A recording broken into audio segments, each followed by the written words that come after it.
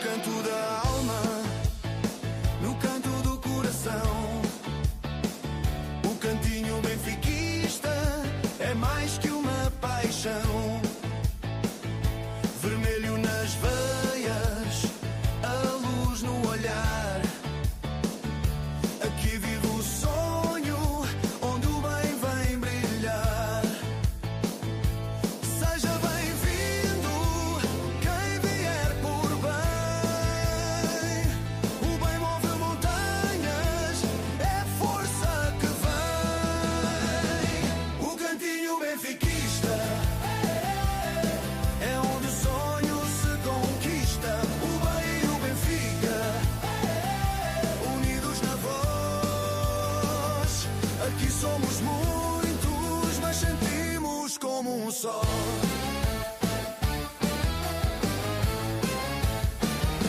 Do bairro ao estádio, o hino ecoar. Cada grito é vida, é amor a vibrar. No sonho benfiquista.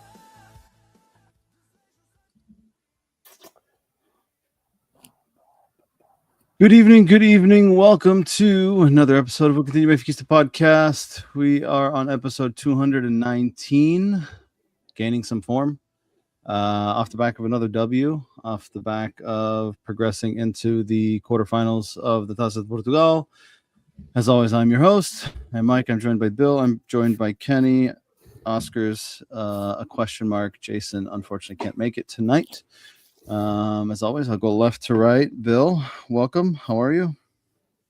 Doing good. Two good results here and in nice little form. So can't complain too much right now. That's true.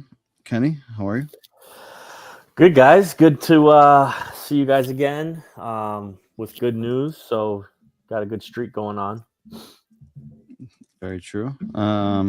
Speaking of streaks, I think in our last 10, we've got 8 wins and 2 draws, if I'm not mistaken. I was doing the math earlier. We've got 1, 2, 3, 4, 5, 6, 7 wins. Hold on. 1, 2, 3, 4, 5, 6, 7, 8. Yeah. 7 wins, 1 loss, 2 draws. Our last defeat was against Bayer Leverkusen, Newcastle, and Chelsea. So our only defeats in recent times were in the Champions League and Karabag. So I guess not too bad. Seems like the team's gaining some momentum, which is good. Today we got a lot to talk about. We've got obviously today's game against Farense. A lot of topics that we can pick on as it relates to that game. Mourinho wins his 750th match as a manager, which is an incredible number, to say the least. As it refers to Benfica, it's only his 18th win as a Benfica manager, and that's also going back to his original stint at the club. Talk about that. We'll talk about, touch briefly on the 4-0 win away to Moreirense, a place that typically is generally difficult to go and get some wins. We'll talk about Kenny's favorite topic, Pavlidis in the top 5 goal scorers for the year 2025 in Europe. He's amongst some names of some players that you might recognize. I mean, Mbappe's got 55 in the calendar year. Harry Kane's got 47. This guy named Pavlidis, I think his name is. He's got 42. I don't know if you guys know him. Osimhen has 37 at Galatasaray, and this other guy named Holland has 35. So this Greek dude, who I'm not sure who he is, he's 3rd out of 5 in the calendar year of 2025 in goals. We'll touch on that briefly, and we'll compare probably these goals count to some recent, or not recent history, but past history of the club, and where does he line up against some of the most historic of our club. We'll talk quickly about Famalicão on Monday at home, which will be a big match and a difficult match, and then we'll end it with a game called Winner Stays On. I've prepared one for each of you based on your positions as amateur footballers that we all are. I've got a list of strikers or attacking players for Bill. I've got a list of defenders for Kenny. And I had one for Oscar if he decides to show up. So we'll end it with that. For those of you who are watching, please join the conversation. Let us know your thoughts, what you think about the game, what you think about the team's form, how we're looking, how we're not looking. Be part of the conversation, make this interactive. We appreciate that. Para a malta que esteja a ver e prefere em português, deixem os vossos comentários em português. Todos nós percebemos, por isso podemos abordar os vossos comentários, as vossas opiniões, por isso não sintam que tenham que deixar o comentário em inglês, estejam à vontade, participem em português, está tudo bem. And if anyone that's watching back or listening after the fact, leave us your thoughts, leave us a like, subscribe, follow, share, do all those fun things for us. It takes you about 5, 6, 7 seconds, and it doesn't cost you anything, and it helps us get a little bit more reach as it relates to the podcast. So Benfica goes to Faro, Centenarian Stadium, Estádio de São Luís. I have a lot of memories of that stadium growing up, not going there, but watching Benfica games and even Portuguese League games at that stadium. The old days of Paco Forte coaching Farense bring back memories of that stadium with the fencing behind the goals, and it was tight. It's a little bit different now, but stadium that's typically tough to go to and get wins and get results. Farense is in the second division now, managed by Silas, and they're not doing great. They're 9th, if I'm not mistaken, in the league. They dropped last year after a difficult season, but Benfica goes there and gets a result, and I would say a performance to match with it. We started with a few changes. We had Samu and net, Tomás Araújo on the right-hand side, Antonio and Otamendi as center backs, Dal on the left, Richard Rios, Manu in the midfield with Sheldrup, Sudakov, Prestiani, Ivanovic. Bill, I'll start with you. Give me your thoughts on this lineup. I know that you said in our group chat, guys, we're playing with 2 wingers, which we haven't done in a while, which is very true. But thoughts on kind of the lineup and looking at it, we had Araújo comes in on the right, Tony comes in center back, Manu comes in center mid, Prestiani, Sheldrup, and then Ivanovic. So we had, and Samu. So we had 1, 2, 3, 4, 5, 6 new players, 7 different positions because Tomás went out wide. Yeah. But thoughts on the changes, and did you expect such a, I guess, comfortable is maybe the word, in the sense of kind of, I felt like we were in control the whole time? Yeah, I mean, the changes as expected, right? Given the amount of games we've played, what's coming up, right? Like it's not getting any easier. So these Taça games, you expect Mourinho to take that opportunity to give some of the bench guys some more minutes and rotate a bit. But at the same time, he rotated, but he kept the kind of core still there. You still had Otamendi in the middle. You still had Rios in the middle. Sudakov down the middle, and then Freddie came in. But so you're not losing your core, the core of the team. And the guys that came in, like Ivanovic, had played well against Napoli. And then when he came in against Moreirense, played well. So he's been in good form. And today I thought he played well as well. So it's expected. I thought the guys that came in played well. Prestiani and Sheldrup. I mean, these games fit them. The Benfica is gonna have the ball 99% of the time. There's not a ton of tracking back to do. You're gonna have space in behind. You're gonna be able to get in between lines. So it fits giving them the opportunity. They both played well. I think it's one of those games where I wouldn't say we ever got out of third gear, right? Benfica pushed when they needed to push. They got the early goal, and then we kind of went into a cruise control, right? We kept the ball, moved it, but it wasn't like the stagnant kind of back and forth, side to side kind of play, right? It was we played, but we were kind of playing with purpose, right? We created opportunities, we just couldn't find it. We had the PK. Don't know why Otamendi is stepping up for PKs with given some of the players we have on the field, right? You have Rios can take them, probably take them. Sudakov can definitely take them. Ivanovic can definitely take them. That surprised me that Ivanovic wasn't the one taking that PK. Given he's your striker, you kind of want him banging in goals. Scoring goals. And Yeah. a PK is like one of those perfect opportunities to get his motivation up. You give him the PK, bangs it in, motivation up. But for whatever reason, this is the second Taça game in a row, right? Yes, he missed against Otamendi- Atletico in the last one too. Yeah. So Yeah. I don't know why he's deciding to take them, but clearly not working out. And there wasn't even like a beautiful sit. Like it wasn't a nice hit PK. Like it was No. to the side, I felt like it was so mid-height. obvious. It was, and it was like it wasn't tucked away. Like it was an easy save. But again, it's a game that I think Benfica controlled. Never really. I'm trying to think if Samu or I know definitely could have been didn't have any saves. Just at the end, I Turbine don't had remember a shot saved, and then they had the goal that was called off because of the foul. Apart Yeah. from that, I don't remember a save or even a shot. I mean, looking at the stats, Farense says 3 shots on target, but apart from the one that Turbine had at the end, I don't really recall anything that was significant. I don't either. So again, it's a game where Benfica controlled it, never really were threatened or pushed back and had to defend for their lives. But a result that is very just. Could have been a few more.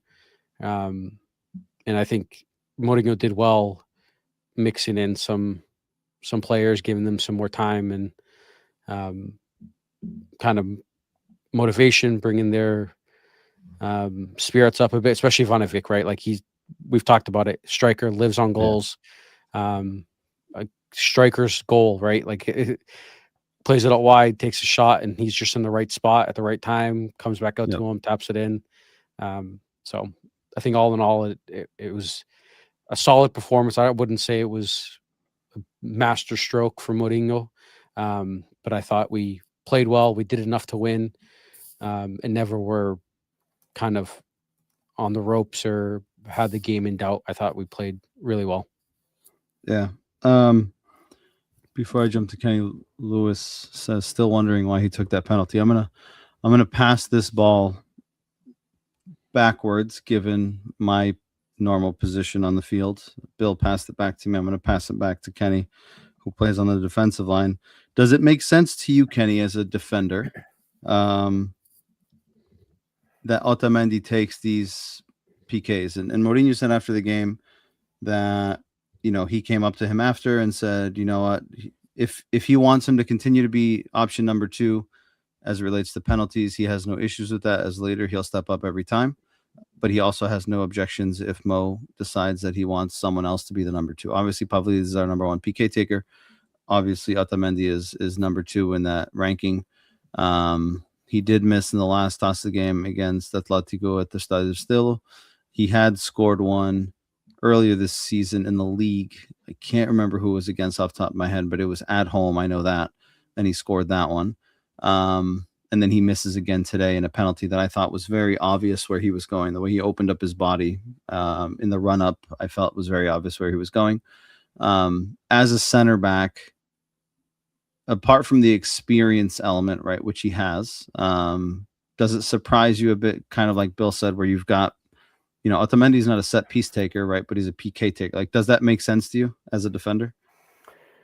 I mean, unless he's a phenomenal PK taker, like, there makes no sense. I guess that might be the story of the game, right? Because it seems like it was, pretty cut and dry type of game, and the big story was why did the PK miss, and now you start to question it. I mean, if had he scored, you questioning it, probably not, but I mean, you have, like Bill said, you have Ivanovic, who you're trying to see what more he can give. You would think if you've got a striker who's struggling to score and you've got an opportunity to get him on the score sheet, give him some confidence. Yep. And if this is a guy you want to keep for the future, you want to try to build him up. So, you got your center back taking the PK. I'm sure Ivanovic is probably not feeling too good about that.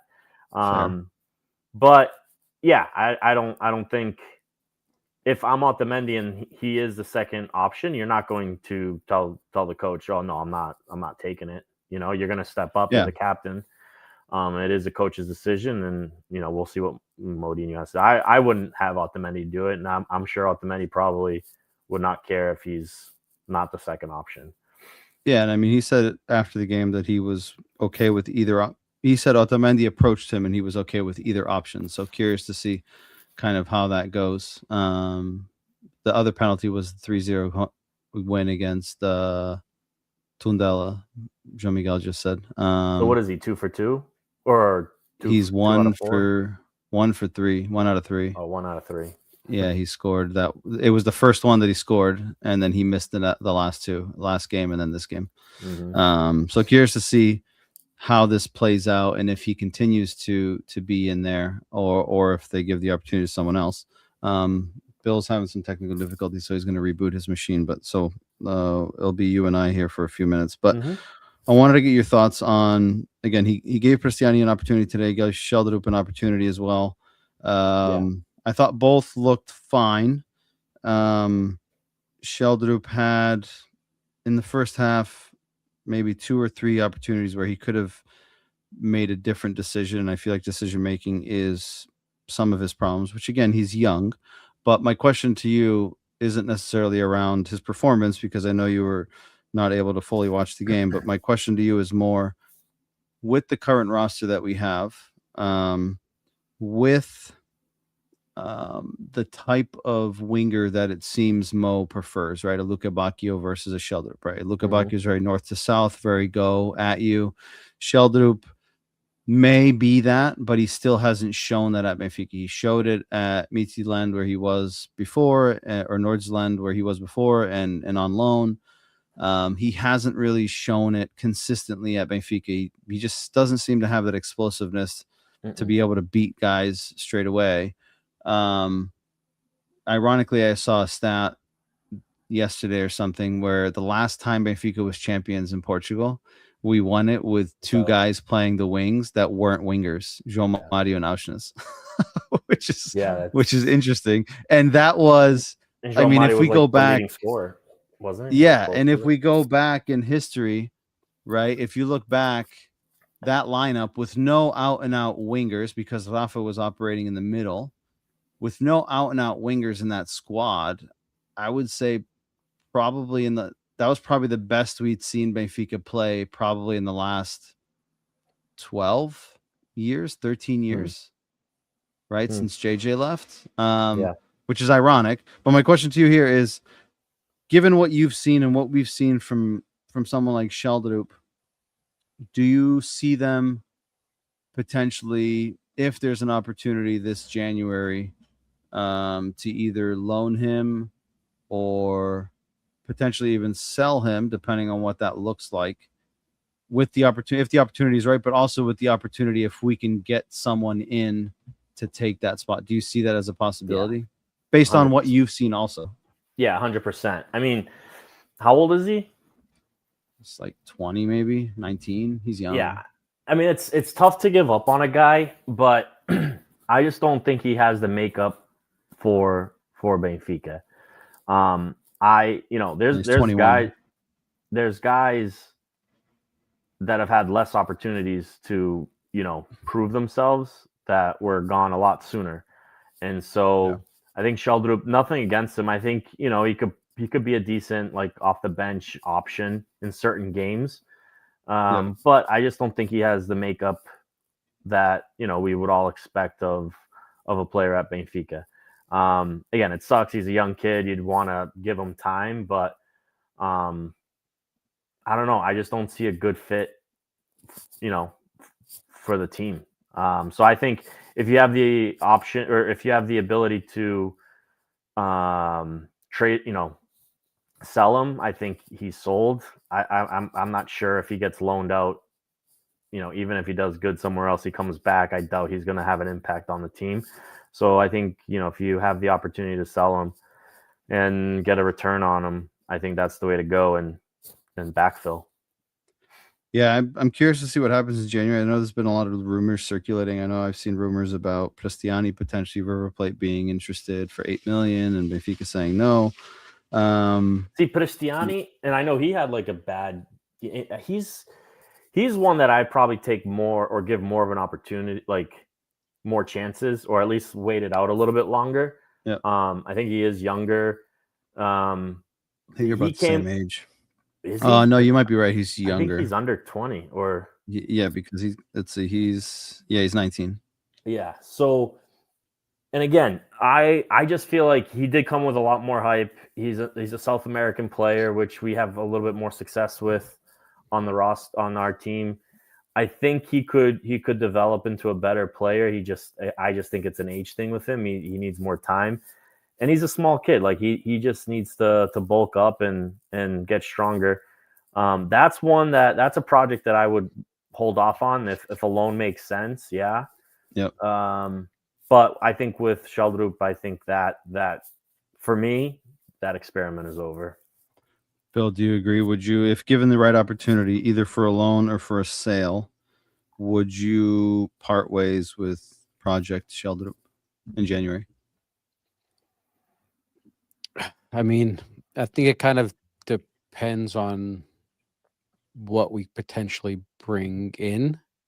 Yep. Unfortunately, we don't have wingers, so we're kind of slim pickings at the moment. But I kind of would, just given the amount of opportunities he's had. He hasn't taken that leap forward that we kind of all expected. I mean, last year he had was at the Taça de Liga final. In the semifinal, he played well too. I think it was against Braga, if I'm not mistaken. And then first half against Sporting in the Taça Liga final, he had a decent showing. Yeah, and he had that second half of last year. He had some good showings, and we kind of all expected this to be his breakout year. And I think Lage and Rui Costa and the Direção did as well, because they kind of cleared space for him to take a huge role. And to start the year, he didn't play well, and he hasn't really performed well when he has had his opportunities. And under Mourinho, he's been like a non-factor, just because he doesn't. Mourinho said at one of his first games, he doesn't track back, he doesn't press. He's a possession winger. Like, he wants the ball at his feet and he wants to work into space.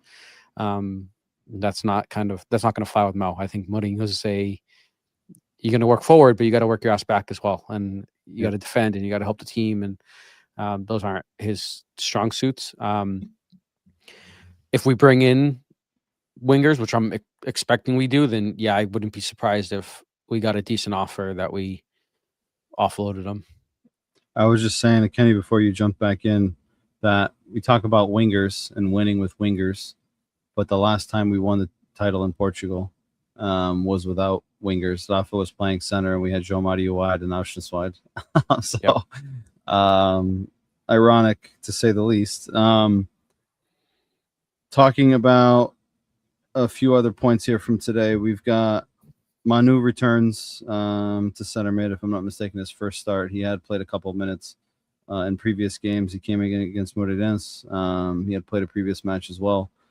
He does look a little bit rusty in certain elements of the game, but I do think that, once he gets up to speed, I think he'll be a big piece to this puzzle and kind of be like a new signing for the second half of the season. Because, Mike, remind me again. So how long was he gone, and what was it? Was it a knee or an ankle injury?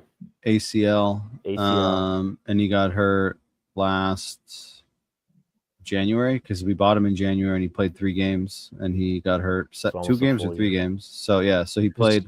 Was his first start, right? First start at home against, or at the Stade de Luz, if I'm not mistaken. He had played 1 or 2 games prior to that. So he's played 2 or 3 games before this. I know he came in against Moreirense, which Moreirense is the team that he got hurt against to Stade de Luz, him and he played 1 minute against Ajax, played 3 minutes against Sporting.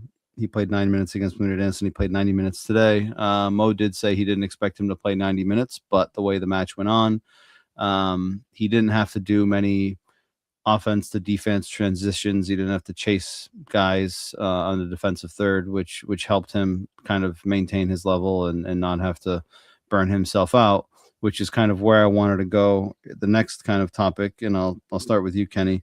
in more of a general sense is, I think we've all been critical. Maybe you've been more critical. I guess before I even jump into that question, I think everyone wants to know is, are you back on the roller coaster? Or are you still kind of standing on the platform waiting to get back on with your tickets in your hand? Like, are you, where are we at right now? I'm still waiting till we'll see how the rest of this month goes. All right. You're waiting for us to come back. Yeah. I'm just, platform? it's a lot of work to get off and jump right back on. So he's counting his tickets to make sure he's got enough to get back on. Yeah.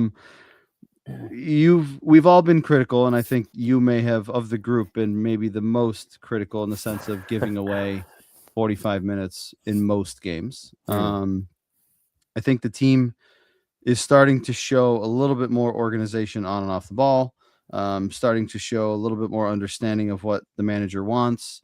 They look to be a little bit more organized as a whole, pressing better. We saw what they did against Moreirense, 3 goals where, the pundits and the media will say there were offers from Moreirense, but when Sporting does it, it's great pressure.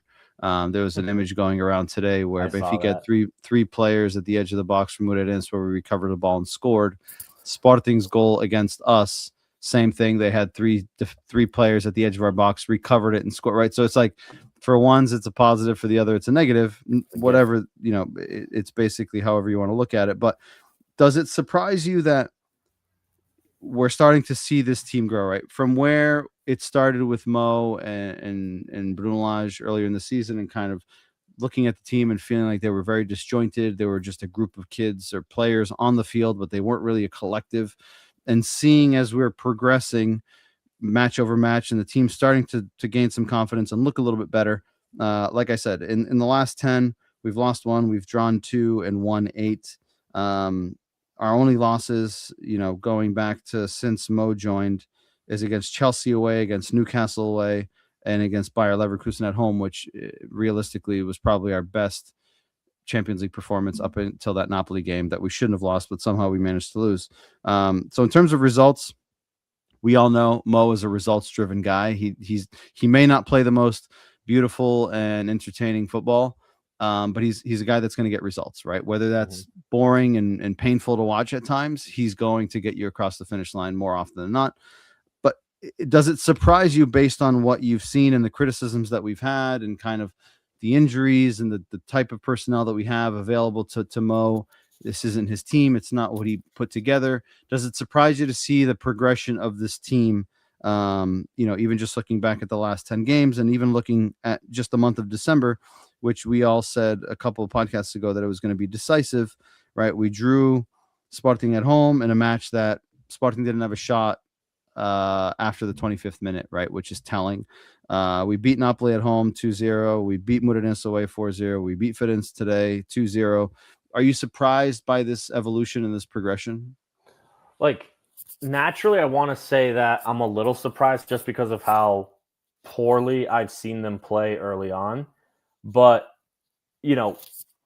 I was one that was very strong before the season that, like, we were, like, front and center, like, title contenders. Like, we were the favorites. So, like, this is how initially at the beginning of the season, how I thought Benfica would be playing and how we would be playing. And I give them credit. I mean, despite the elections, the coach change, injuries to the team, like everything that's been going on, I'll give them credit that they are starting to feel themselves. And again, that Napoli game to me was a masterclass of a game, the best all season, and what I expected at before the season even started.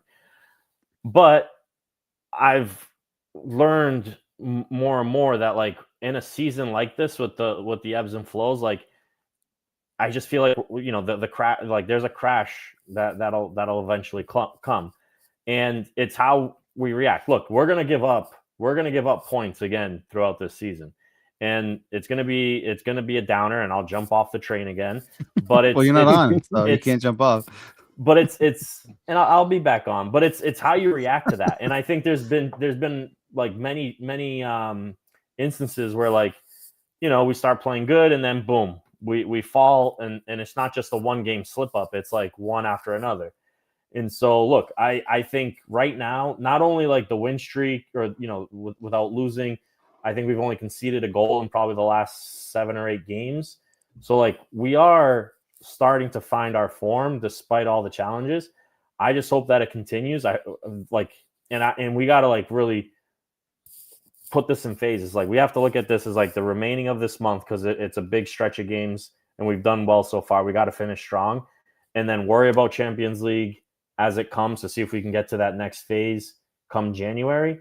But, there's going to be a slip up here and there. It's how we react and how we finish, because I don't know, Porto and Sporting, it's going to be a tough battle, and we got to make up ground, and we'll see how Mo can do. Bill, and hopefully we get some reinforcements, because that I do, like Bill was saying, like, I kind of feel like we should move on from Sheldrup, but you're right. It depends on if we can get someone to come in and replace, and who we get to replace. We don't have a good track record of the January transfer window, or guys that come in and make a quick impact. We're going to have 1 or 2 guys that come in and make an immediate impact if we are to make a run this year.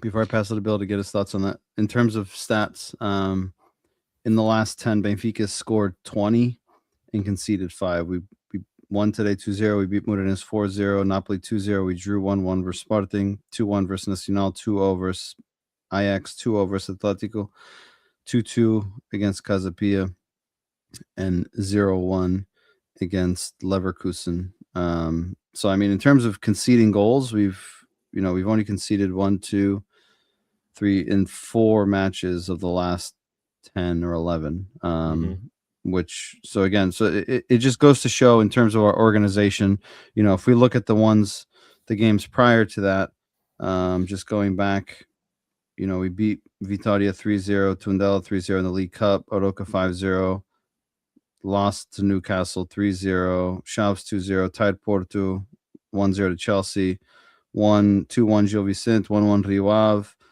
3-2 Karabag, 3-0 IFS, 1-1 Santa Clara, 2-1 Alverca, right? So in terms of keeping shots out of our goal, even in the last 3 games, we've got 3 clean sheets in a row. But Mike, can I just wanted to add something, right? So like, even today, and I didn't watch the game, but like, we got an early goal, right? Yep. How did that change the game? Like, had we not gotten that early goal, and then Otamendi misses the PK, how different could this game have been, right? Like, it could have been another, like, what was it, Atletico? And then the Taça. Right? Could have been another, like, 0-0 going into the I don't think it would have, because, again, we scored in the 11th minute, which was early on. We had a couple of shots before that. But, in terms of the first half, we scored early, right? So we're obviously playing guessing games. What if we don't score that goal? But nonetheless, we've seen it in the past where Benfica scores and they just sit back, right? And they just sit and they pack it in and just kind of turn their brain off, especially games like this where it's a second league opposition. You're playing a lot of games. There's a lot of changes in the squad. Like, if there's ever an opportunity for laziness and lack of fluidity, it's these games, right, where you make 5-6 changes, and I'll get Bill's thoughts on it after mine. But I thought, like Mo said in his press conference after the fact, he thought the team was very professional. They were very engaged. We were pressing them in the second half in the last 10 minutes. Like, apart from the 88th minute where they got a shot, or it might have even been in the 90th minute where they got a shot, they got a corner kick, they scored a header that was a push on Antonio Silva. Like, they didn't create anything. They didn't do anything. And the same thing against Moreirense, like, same thing. Even though we scored, we went on to score 4 goals. But, like, the team just looks more aware and understanding of, like, listen, we can't fuck around anymore, right? Like, we can't go into these games lazy. And Mo said it after the game. He said, at halftime, the thing what he told the team was the only thing he was unhappy with was the fact that it was only 1-0. And the game was still there for the taking. But again, and I don't know if Bill agrees, but, like, I just never felt that we were on the ropes. I never felt that we weren't in control. I always felt like, even though it was 1-0, the team was always looking for that next goal, was still creating opportunities, was still going forward, was still pressing, and we weren't seeing what we have seen earlier on this season, even with Mo and with Bruno Lage, where it's like you score and it's like, all right, let's sit back. We're not going to press anymore. Let's just let them come to us. And then you're basically inviting pressure, and then you can see the stupid fucking goal. And we're all sitting here going, I knew it was going to happen. Why did we sit back? Why don't we keep pushing forward? But Bill, I don't know if you saw the same thing.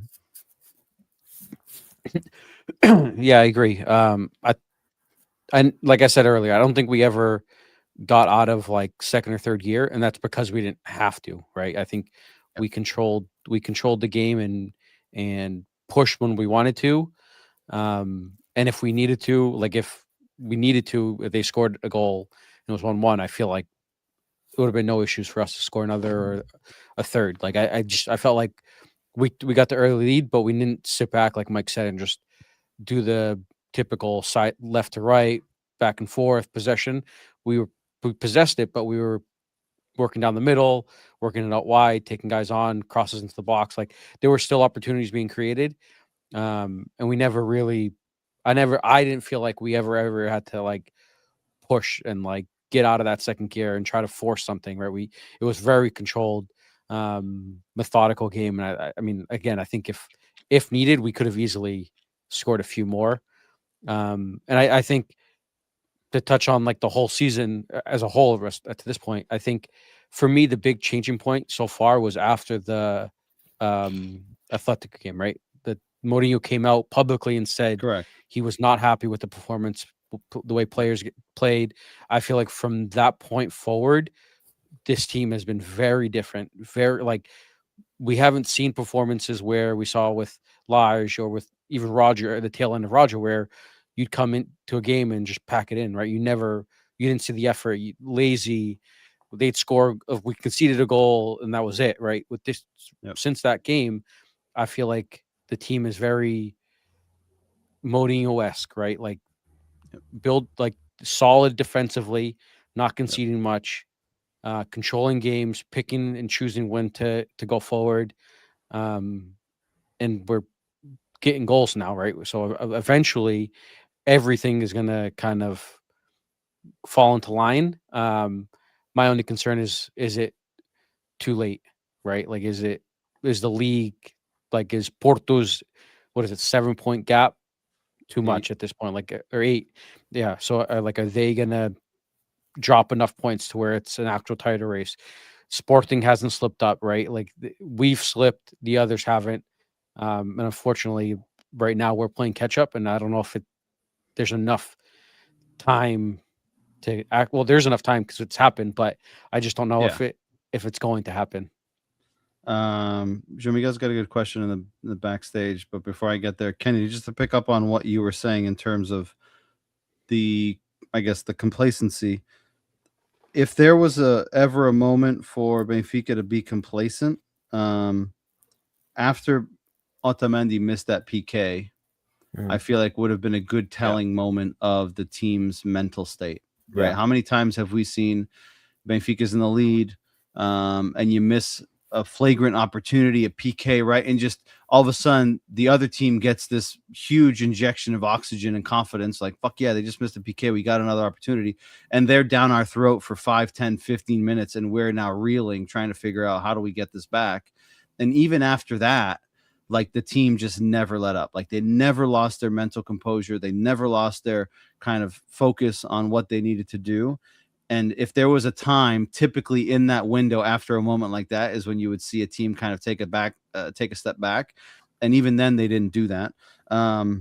Good shout from you on that game, Bill, against Atletico. I was just looking at while you were saying that. So Benfica had that Atletico game where we won 2-0, and Mo came out after the fact and said at halftime if he could have changed 10 players, he would have changed 10. I think Rodrigo Rego was the only one that he said he would have kept on.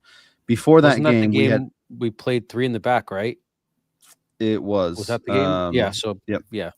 Rego came out and we switched to the normal.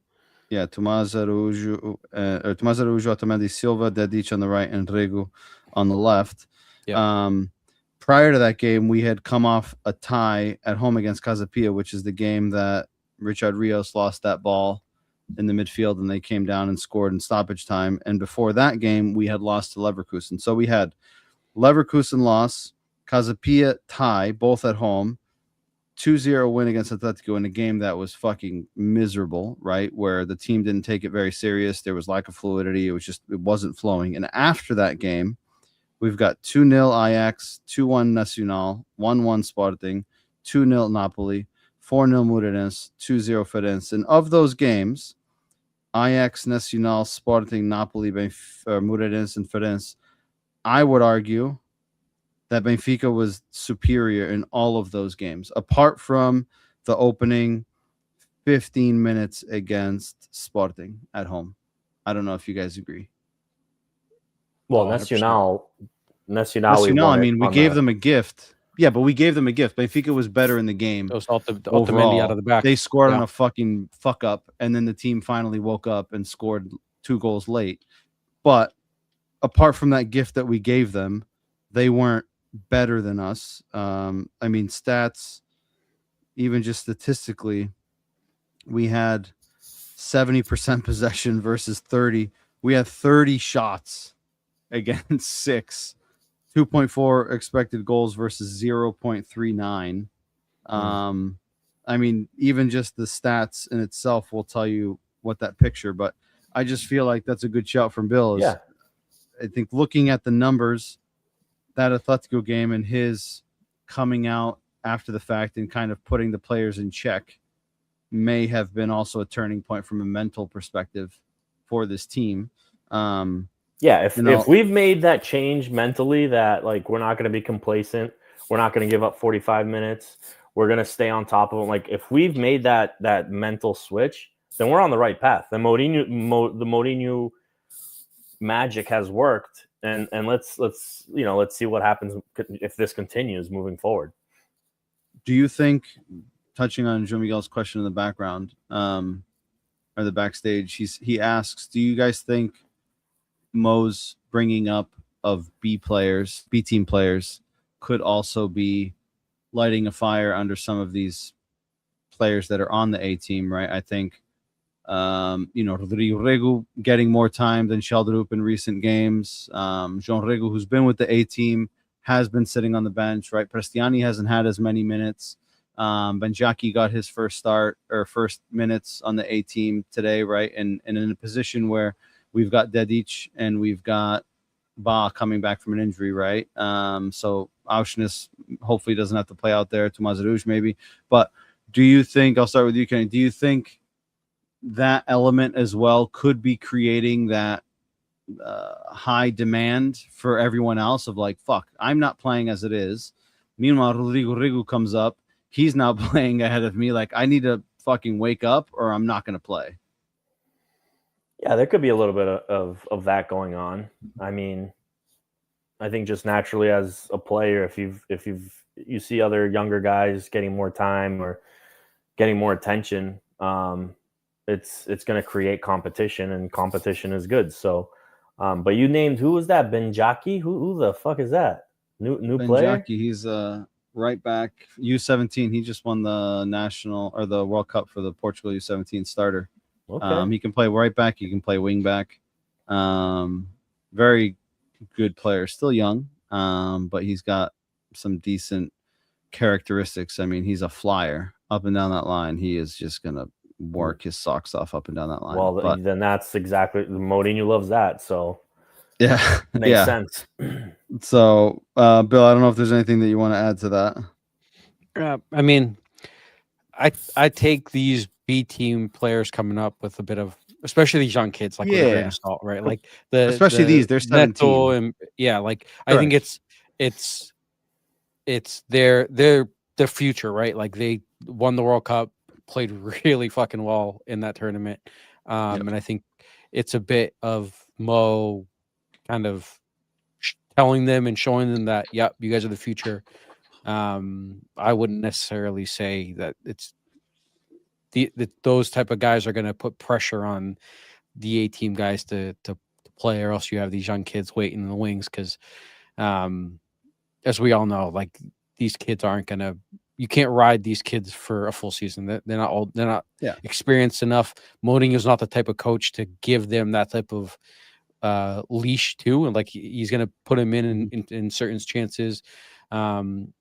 Games were up 2 or 3 at the last few minutes. Yeah, he's going to get them their minutes, but I honestly think I think it was the Atletico game that Mourinho came out publicly and said, and we chatted. I remember we talked about this on the pod. Like if he's saying that publicly, what's he saying in the dressing room? And I think Mourinho probably tore into those guys and opened some guys' eyes. And when it's a guy like Mourinho saying it, it hits a lot harder than when it's a guy. No offense to Roger Schmidt or to Bruno Lage, like they don't have the same global impact in footy as Mourinho's had. So it hits a little different.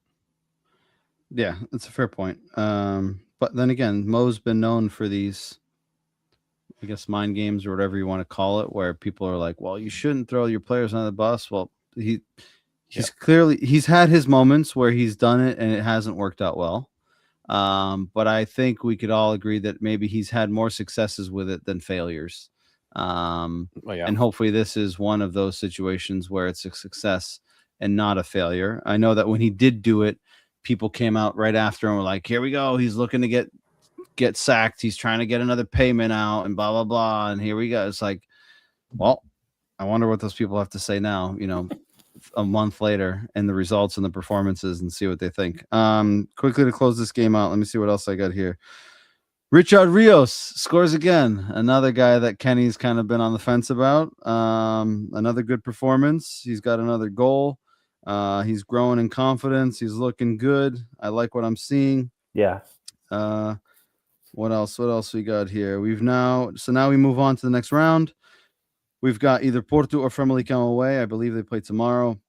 That'll be four games in the Taça this year, all of which are away from home. I mean, you can call it what you want, but I don't think it's a. How did that happen? That's already predetermined. Yeah, the next phase is already predetermined. And I'll tell you how it happened, Kenny. It's this thing called hot balls. Those, or they might be cold too. But I don't think it's a coincidence. It happens constantly. But it is what it is. We'll go there, and whether it's Famalicão or whether it's Porto, and we'll try to get a result. What else? Sudakov Samu injury. Samu had a little bit of a twitch in his hamstring.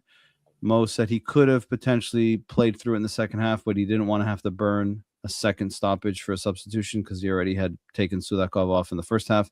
So he didn't want to risk it. So he brought Trubin in at halftime.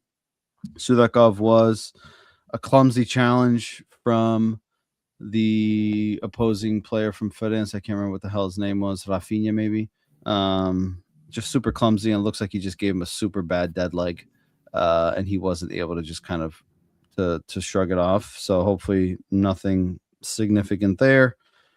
750 wins for Mo. I already mentioned that. Month of December, we've got 3 wins and 1 draw.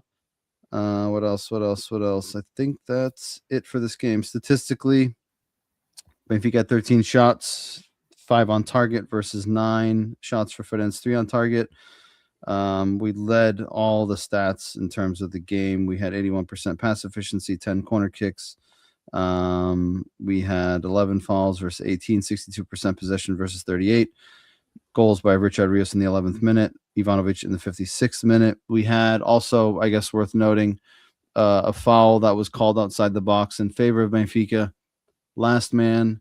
VAR calls the referee to go look at it, assuming VAR was telling the referee that it should have been a red card because the defender is the last guy, but referee goes and looks at the replay, comes back and says he maintains the yellow card, does not give a red card. My analysis of that play, I think he got the call right. And kudos to him for telling VAR that he was going to stand by his decision. Doesn't happen often. Correct. There was a defender. He is the last defender, but there is a defender behind Ivanovic and a defender coming from his left. Yeah. There's which 2 I don't right think. there, so. Yeah, there's 2 right there. I don't think he's going to get the shot off clean without any pressure. So we're quick to criticize when the decisions aren't right, and I think in this situation the ref made the right decision in real time, got called to VAR to potentially change it to a red card, and stuck by his decision after looking at it and didn't go with VAR's recommendation. But again, I agree with his analysis, and I don't think it should have been a red. I think it would have been harsher if it was a red. So worth noting that. Goal point rating, highest goes to this guy named Richard Rios again. I think that's 3 in a row. 3 in a row, yeah. So quite impressive from him.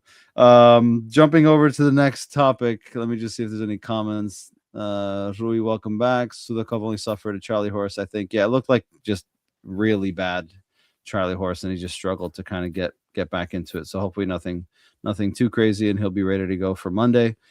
Let's talk quickly about this Greek freak, not Atakakumpo or whatever the hell his name is, but instead this guy named Vangelis Pavlidis. 42 goals in the calendar year. When you look at him up against some of the greats of this club, only 2 players have scored more goals in a calendar year than Pavlidis. Eusebio did 53 in 1964. José Torres had 49 in 1964. Eusebio again had 43 in 1965. And then he had 42 in 1963. So we haven't seen something like this since 1960s, which is absurd for a striker. And I'll give you some other names. You had Jonas in 2017 scored 38 in a calendar year. Apart from that, you got to go Eusebio in the 60s and the 70s, Artur Jorge in 71, Nene in 82, which is pretty crazy to think a club of this dimension, some of the prolific scorers that we've had over the years, the Cardosos, the Limas, the Jonas, that you don't see more names on this list, but he's got 3 games remaining, if I'm not mistaken, in this calendar year. Let's see. We've got Famalicão, we've got Braga. So we've got 2 games remaining in this calendar year. Could potentially, hopefully, add to that tally.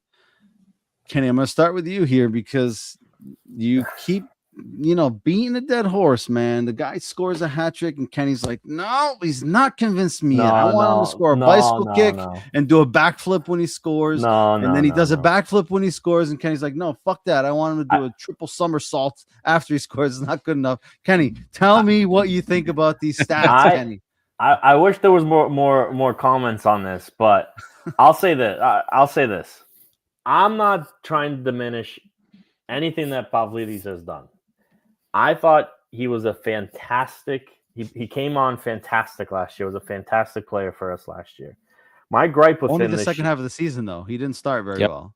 Most of his goals came at the end. Well, you're getting ahead. You're getting ahead of it here. Oh, sorry. My gripe with him this year is the same thing. I thought he came in pretty lackadaisical at the beginning of the season. I went through, and let me, before I go into that. So you just brought up, I didn't go through the numbers exactly where those 42 goals in a calendar year? Yep. Okay. I'm assuming those are all official games. So like we had a brand new tournament that was out this summer where he scored a shit ton of goals too, I believe. So like those all count where like previous years, Jonas didn't have that type of tournament right? Because to me, I think Jonas's year is probably more impressive than Pavlidis' year, just because again, there's this. I don't know. Maybe he didn't score that many goals, but we got the fact checker in the backstage. He's gonna go. He's okay. Putting in a chat GPT right now. He's gonna tell you if you're right or wrong, like Oscar. But of course, like be careful what you say. We got fact check now. But I mean, if I'm and I didn't look at it, but like if I'm looking at this, yeah, of course he's up there with the 1960s players because there was a whole nother tournament that he played, but where he was able to score goals. To me, it makes those numbers from those legends even more impressive because they weren't playing 60-something games in a season, right? But the competition was, very. I mean, yeah, there's ups and downs for both. But so that's the first thing. So like okay, that's an impressive number. It's a lot of goals, and I'm not trying to take away from him. Like, it's fine. Now back to my gripe with him this year at the beginning of the season, because I will say over the last probably 3-4 games, he's been great. He's been back into the form that like I saw from him at the end of last season. But hold on. Before I gotta tell you, Pavlidis only scored 1 goal in the Club World Cup against Auckland City. So let's axe that. Next. All right. So to regroup. The reason why I was having a hard time with him at the beginning of the year. So, and these stats, I actually went and looked them up myself. So in the beginning of the year, this year, Pavlidis, okay, and I don't remember where I cut it. I think it was like 4 or 5 games ago. He had 10 league goals, 6 of which were PKs. Okay, so more than half of his goals were PKs. The remaining of those goals were all tap-ins. He didn't score with his header. He just recently scored his first goal with his header against Moreirense, right? He scored. I didn't see that game, but I think he scored a header. That was his first header this season. All his other goals have been tap-ins. He hasn't had a goal shot from outside of the box or even inside the box. Everything has been tap-ins from the small area. Where he's done his damage, where he's actually been like impressive, have been in the Taça games. He has 5 goals, only 1 PK. And again, PKs they count. I'm not taking that away from him. But last year he wasn't the PK taker. Di Maria was, and he's still bagged 30-something goals. He scored a shit ton of goals. This year he's the PK taker, and majority of his goals, not majority, but a big chunk of his goals, he has 6 PKs already in the league. 6 PKs. That's a lot. That's a lot. And again, they count, but like I was having an issue with him because he wasn't looking impressive. He didn't look the same from the end of last season. Again, slow start. And I give him his props. The Moreirense game, probably his best game of the season. He got a legit hat trick. I think the last hat trick he had, 2 of the goals were PKs that game. So this was a legit hat trick. It's a legit hat trick, but not all goals are created equal. All right. So like I would say the Moreirense game, and I didn't see it, but I from what I understand, he scored a header and he scored 2 really nice goals, I think. And I didn't even look at the highlights, but from what I heard, they were like real good goals. So he's coming into form. I hope he continues this. Just like last year, he had a slow start, finished really strong. Slow start, hopefully he finishes really strong. But that was my gripe with him, was that he had a slow start again to the season, and he didn't look the same as he finished last year. And now I'm starting to see that, and now I have to swallow my words. So he got 2 hat tricks last season. Do you know who they were against? Probably. I don't have a mind like Oscar, but please guess. Just guess. I'm going to say give me a guess here. Porto when we won 4-1, and who the other one was? Martin? Barcelona. Oh, Barcelona. Okay. Not bad. Not Some bad, good no. hat tricks right there. Yeah. Not bad. Now, Bill, I'm going to use you as a counter. I'm going to play Switzerland here. I'm going to use you as a counter argument. What do you have to say to Kenny's? I don't want to say hatred, because I know he doesn't hate him. Is he a Benfica fan? Critical. Or is he hate watching expert? He's critical. I'm critical. Yeah. He's critical. What do you say to this? Listen, we were all over Darwin for goals, right? Striker goals. That's what you want. Like, yes, you want him to be able to link up play and but at the end of the day, a striker is to be there to just knock balls into the back of the fucking net. And he has done it better than a lot of strikers we've had in recent years. And we've had some pretty good fucking strikers.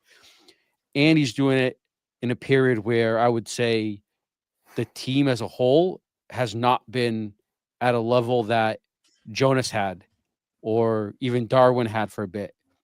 Right? We're not playing that. The team has been in turmoil for a year and a half, 2 years, 2 seasons now. And he's in that stretch. He's bagged 30 goals last year, 30-something last year, and is on pace again this year to get into that 30 range, right? Like, to me, it's impressive, like the amount of goals he's scoring, given how the team around him has been playing and performing. Because we went like a lot of highs and a lot of lows, and when they're low, it's low. And at points last season, it was Pavlidis carrying the team. I mean, we saw it against Sporting last year where he took on half the team to score the goal. Like it's impressive to me. And I think as the team, I think someone made the comment, as the team is playing better, we're seeing him not have to drop as far back, right, to link up play.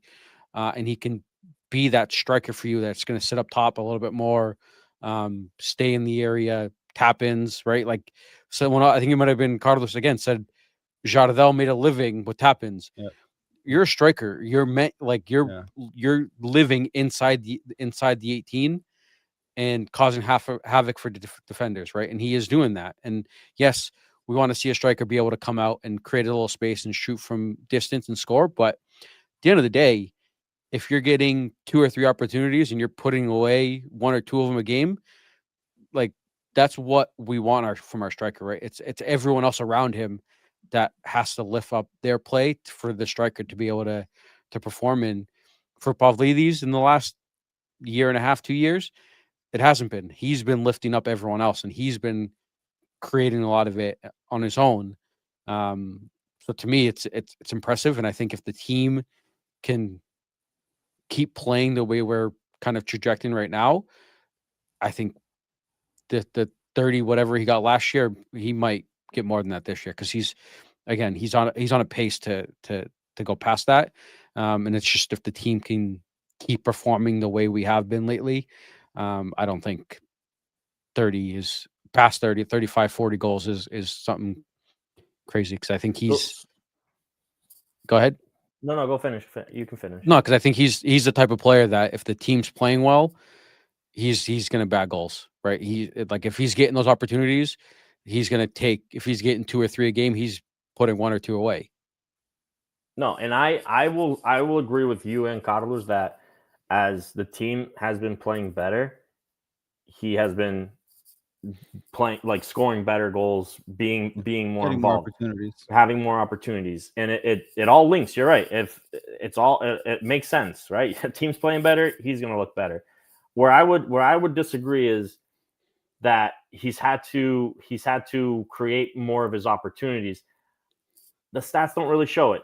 A lot of his goals are tap-ins, which to me means he's just sitting in front of the box, which is, again, I'm not taking away from that. Those Jardel did it for a living. He's doing it for a living, but he is getting fed the ball. He is coming to get the ball because the team in the midfield has struggled, but he is not really creating his own goal opportunities. The team is doing it for him.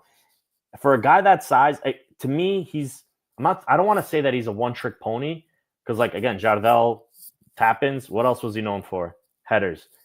Yep. Like, I just don't see that with Pavlidis is a big dude. He doesn't, we don't cross the ball. We do cross the ball, or we've kind of gone away from crossing the ball because he's not really that good with his head. He doesn't get his head on the ball that often. He doesn't score goals with his head. I don't know what his numbers were last year. I'm just going off of this year. But again, I'm not saying he's a one-trick pony. I'm not taking away from his tap-ins. He has turned it on. I've seen the change. I've seen him be more involved and having more opportunities, and that does link back to better play from the rest of the team. I'll raise my hand if he scores another 30 goals and finishes off the season, gets us to a victory. Like, yeah, this guy, he's proved it now 2 years.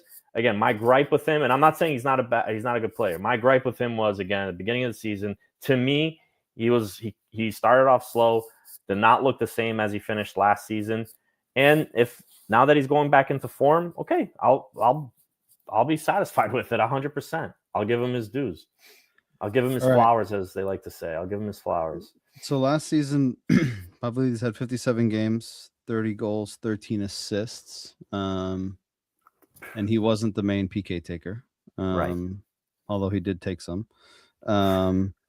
Against João Miguel says here in the backstage that Jonas had 28 goals and 0 assists in his first season with Benfica.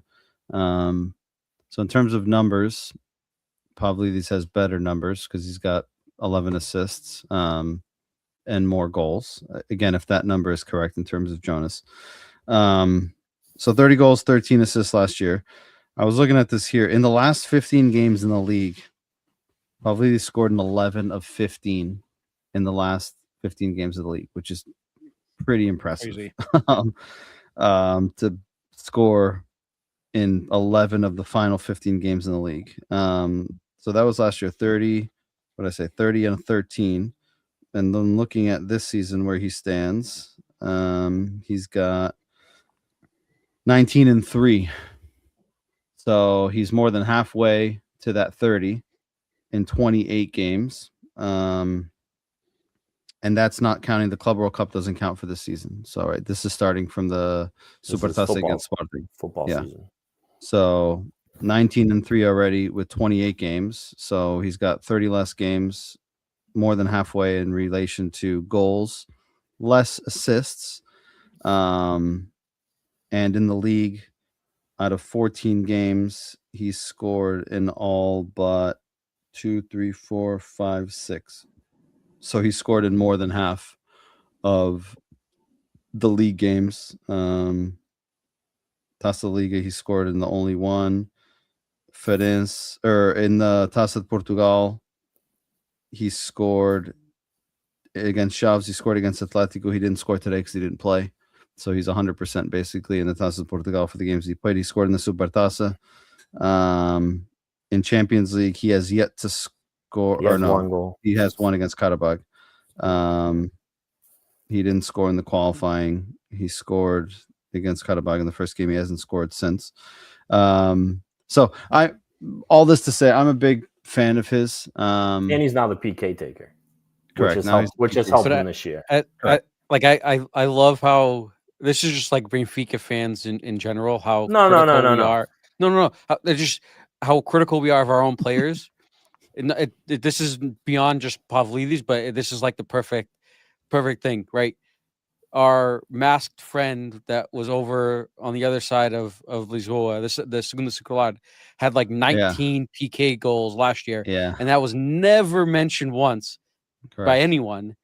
Yeah. But Pavlidis is the main PK taker, and he's had like 7 or 8 so far this season. True. And that becomes now part of the argument. It's not just you, Kenny, because I've seen it online, and I've seen people still not convinced of Pavlidis as a goal scorer, not just like as a player. It's just like Pavlidis the goal scorer, and it's it's insane how critical we are of our own players when this guy has done nothing but bad goals for us, and we haven't been, the team itself hasn't been at its best, and he's still 30 goals in a season. Like it's crazy. It sucks because they're not the team. It hasn't benefited the team, right? We're 8 points behind first place. Correct. Right. So like these, like it just sucks because if we're in first, it probably changes the dynamic. You're not looking as deeply into it. Yep. But there's a stretch there where we lost games. Where was Pavlidis? He wasn't a factor, right? And I think maybe it's a Pavlidis thing where he has a slow start to a season. Like it takes time for him to build up to what again. He came in so strong at the end. Like you read that. What was it? 13 goals in 15 games or whatever. He scored in 11 of the final 15 games of the Portuguese League. So like you come in that you finish the season off that hot. This is who to expect. And then you start the season where to me he looked sluggish. I mean, he didn't look good. He came in good against the Sporting game, got the tying the winning goal, I think. In the Supertaça. But then after that, it was, in my opinion, that's where I became critical of him because I saw very sluggish play. Like he didn't look good with his back to the net. He kept losing balls. Okay, he would bag a goal here and there. He had a hat trick where he had, and again, you start criticizing like, oh, but he had a hat trick. Like, how is he? Oh, and then you look at it and you're like, oh, well, 2 of the goals were fucking PKs. Okay, well that makes your living a lot easier. And then I started looking deeper into it. I'm like, yeah, because I remember when I first brought it up, you guys were like, yeah, but he's the leading scorer on the team. He's a leading scorer in the league. I'm like, okay, yeah. Why do I have that feeling where like he's not playing so well, but he's bagging all these goals? Where am I disconnecting? So when I looked into it, and I'm like, okay, more than half his goals have been PKs. I'm not saying it's not like shitty or whatever, but it's like, okay, that helps answer the question why I feel like he's playing poorlier or less than last year. Poorlier. Like poorlier. I like that better. More poor, whatever. However you say it. Poor. That's not a not a word. Okay. That's definitely not a word. But I feel the way that he's not playing well, but he's still scoring the goals, and then it started adding it up to me for a little bit. But again, listen, he's doing much better. I've definitely, again, like the last 4 or 5 games, especially the Moreirense one, I didn't see it, but another hat trick. Got to give him his due, and hopefully he continues setting records. So it seems like he will be setting a record this year. Domestically, he has played 14, 16, 17, 18 games domestically. So, Campeonato, Taça da Liga, Taça de Portugal, Supertaça, 18 games, and he scored in 12 of those 18 games. So, again, he's only not scored in 6 games. That was against Tundela, we won 3-0. Against Alverca, we won 2-1. Rio Ave at home, we tied 1-1. Porto, 0-0. Guimarães, we won 3-0. Sporting, we tied 1-1, and everything else he scored in. On the international stage, he's only scored in 1 Champions League game, including qualifications. So I think on the international stage, he needs to do better. But domestically, he definitely is firing on all cylinders. And I did read an article this week that said Mo has been doing some work with him to allow him to spend more time in the box and in the final third in areas where he can score goals more, rather than having to fill in the midfield and link up play as he has done more often than not, which then takes him out of those goal scoring spaces. So when you do put the ball into those areas, he's not there, right? Because he's too busy linking up play and dropping in between lines. Mo did say also in the press conference before the game that Pavlidis is one of those players that if he wasn't a striker, he could also be kind of an attacking midfielder because of the characteristics that he has, the ability to drop in, to link up play. And while a lot of strikers, there's games where they don't score and they offer the team 0 overall. Pavlidis isn't one of those guys where even if he doesn't score, he offers a lot to the team, whether it's linking up play, whether it's pressing the goalkeeper, whether it's pressing the defenders. So a different type of striker. But listen, I'm here for it. I'm a big fan of his. I hope that he continues to score goals. And if what Mourinho is doing with him and getting him into those areas more frequently to be able to score goals and tap-ins or whatever the fuck they may be, it can be penalties. I don't care how the hell he scores them as long as he puts them in the net. That's what I want. I think that's what everyone wants. So let's keep riding this Malacca and hopefully that he takes us to glory. Because we would have had another one today if it wasn't for if he was playing out the Mendy. Missed it. That's true. He would. And might I add, I agree with what Bill was saying. Is like we live in this paradigm where we like to, how could I say, compare strikers, but take away from one. Where in the sense, like Gyökeres had all these penalty kicks handed to him. We can argue if they were real penalty kicks, but he had all these penalty kicks, and everyone in tabloids was saying he was the best striker in the world, and he was lighting up the world. And now he goes to a team where he's not catered to, he's not getting penalty kicks, and he's looked at as a dumpster fire.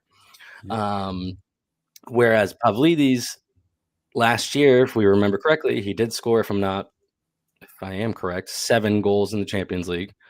He was a very pivotal piece for us in the Champions League and in the league with 11 assists, where we compared him to Jonas, where Jonas always had a goal skill. Yeah, okay.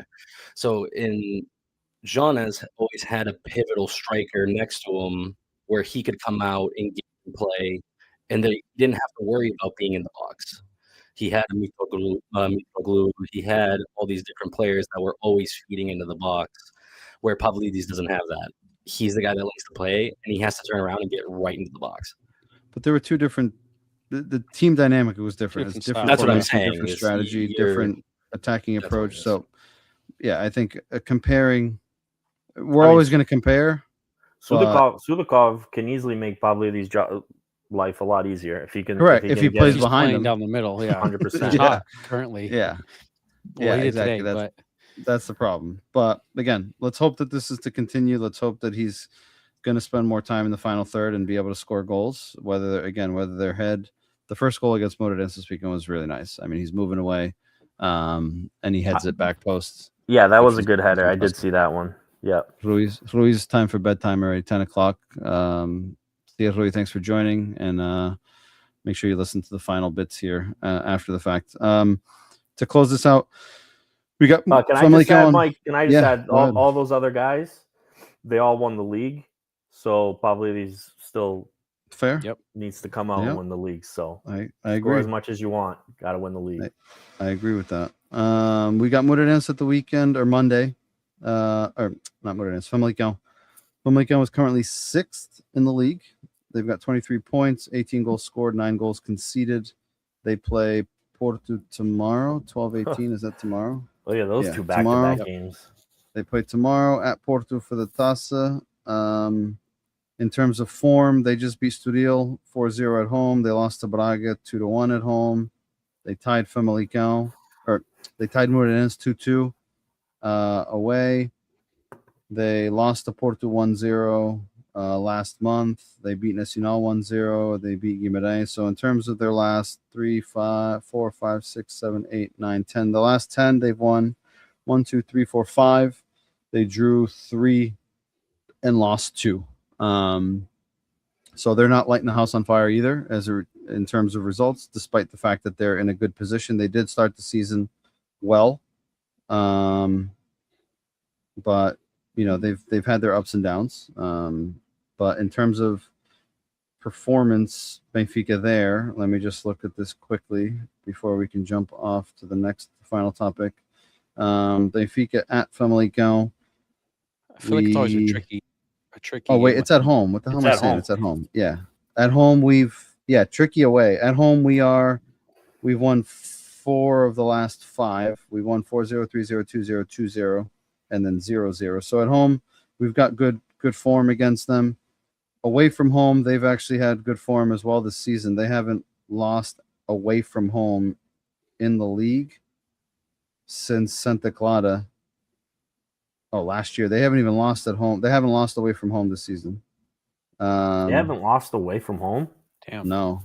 Damn. Which is interesting. Away from home, they are 6 games, 12 points, 7 goals scored, 4 conceded. They're 6th best team away from home in the league. So that's where they've managed all their points. They've got 11. Oh, wait, hold on. Did I read that wrong? Oh, they've got 12 points away from home in 6 games, 7 goals scored. And then at home, they've got 11 points in 8 games. So they've been better away from home than at home, which is incredible. Yeah. Current form, they've got 7 points from their last 5 in the league. Benfica's got 11 points from the last 5. So promises to be a tough game nonetheless. But hopefully we can tack on another W, and then we end the year with Braga away from home, which is going to be a huge game for us to just close out the year, hopefully with a big result. But we'll be back to talk about that next week. They're away to Porto, then away to Benfica. Yeah, that's pretty tough. Tough back to stretch. back. Are they gonna throw their eggs all in one basket with Porto for the Taça, or are they gonna? Let's hope. Their coach is former Benfica goalkeeper coach. What the hell's his name? Ugu. I can't remember his last name. Ugu Oliveira. Yeah, I think that's it. Yeah, Ugu Oliveira. That's it. So maybe he's got a couple of tricks up his sleeve to beat Farioli tomorrow. That would be nice, having to go to Famalicão instead of having to go to Porto in the Taça, but we'll figure it out. All right, I want to finish this off with winner stays on. So basically, I'm going to give you 2 players. You tell me which one is better or which one you prefer, and then we'll move down the list. There's 8 players on this list. I had one for Oscar, but he didn't join, so maybe I can give you guys that one after the fact. But I'm going to start with Bill. For him. Yeah, I could save it for him too. Yeah, I'll start with Bill. I got some attacking players here. So this is who we prefer, not or who you think is better. However you want to analyze this, it's up to you. Who you end up with. Correct, and then you could get criticized in the comments or after the fact. It is what it is. But yep. This proceed at your own discretion. Just make sure you end with Pavlidis, all right? You gotta have Pavlidis at the end of your list. Do what you want with this. It's up to you. Nuno Gomes or João Tomás? Nuno Gomes. Nuno Gomes or Raul Jimenez? Nuno Gomes. Nuno Gomes or Seferovic? Nuno Gomes. Nuno Gomes or João Felix? Fuck Felix, dude. Nuno Gomes. Fucking. Nuno Gomes Oh. or Jonas? Oh, pistolas, dude. Jonas. Jonas or Cardoso?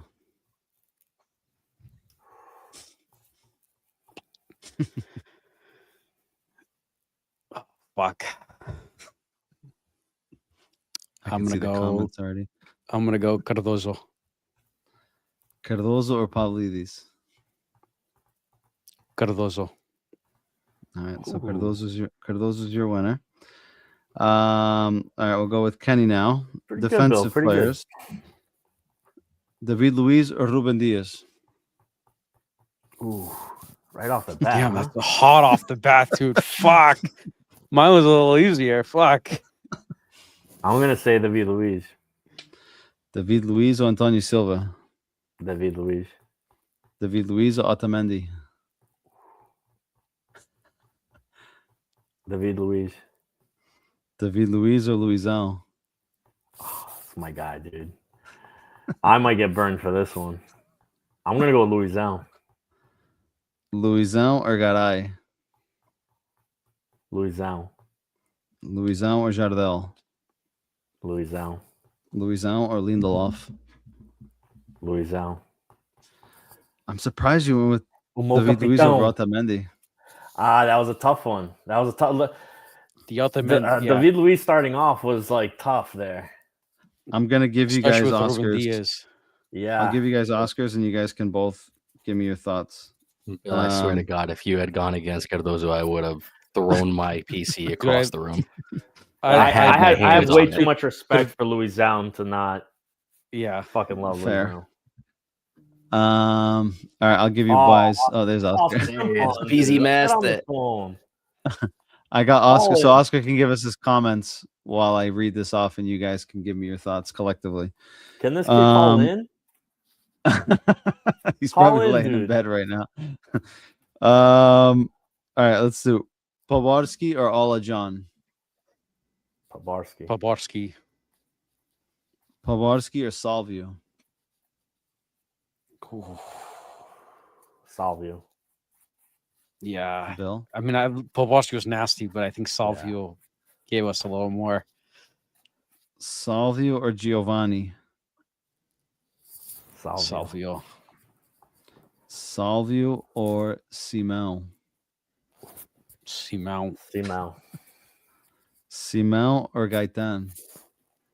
Oh, I mean, I got roasted for this already because I said I'd take Gaetan over Simão. We talked about this like last year. We or the year did, before. yeah. And I said I prefer a player like Gaetan over Simão, and got roasted So for it. Bill would go sticking to my Gaetan. fucking take. I think this is where we And who you split. going? I think this is where we split. I'd go Simão. All right. So Oscar took Poborski, took Salvio. Let's see once he catches up where he's going. So we've got Kenny. You got Simão or Di Maria? Di Maria. Bill, you've got Gaetan or Di Maria? Di Maria. We're on Di Maria. So we're right back. All right. We're right back together. And Di Maria or Rafa? Di Di Maria. Maria. I wonder if Oscar will take Rafa over Di Maria. Just No good vibes all the here. years. Sorry. Yeah. Wait, so can we follow Oscar? So was it? Can we go back to the beginning? So you said He said Poborski, Poborski. and then he went Salvio, and but then who was it? Poborski Simão. and who? It was Poborski Ola John, and then Poborski Poborski. Salvio. He goes Salvio, Salvio. and then Salvio Giovanni Salvio, Salvio. Simão, Simão. Simão. and now we got to wait for him to catch up The to tell us what else he picked. Rafa. He ends with Rafa. he ends with Rafa. Yeah. You know, He's he's got got good Rafa's vibes. easy. Dude on your chest. I was Surprised gonna he didn't put add Peasy at the end. Peasy, and I forgot, but he would have. Oh picked yeah, you Peasy had over that. everyone. Pizaldinho. Yeah, he would take He Peasy. definitely would have Yeah. picked Peasy over Over everyone. all of them. Yeah. All Pretty right. good. Well, that's a wrap for us today. Again, we've got Famalicão on Monday. We'll be back next week, either Monday or Tuesday, depending on how schedules align. Hopefully, we got good news. Hopefully, we don't have to go play Porto in the Taça de Portugal, and we can go a little bit to, I don't know if it's south or west or east. But go to Famalicão would be better. But if we got to go there, then we got to go there. Gentlemen, as always, a pleasure. Thank you, everyone that was in the comments. Not as many comments as usual, but we did have a decent amount of people tuning in. For those of you who are watching after the fact or listening, you can always come back, leave us your thoughts, your comments. Don't forget to follow, like, share, subscribe, do all those fun things for us. We appreciate it. Yeah, that's it. Another W in the books. We're on to the quarterfinals of the Taça de Portugal. We're rolling. We're getting some momentum going. Gentlemen, a pleasure. Have a good evening. Viva Sporting Benfica, and we'll be back next week. See you guys. Força. Later, boys.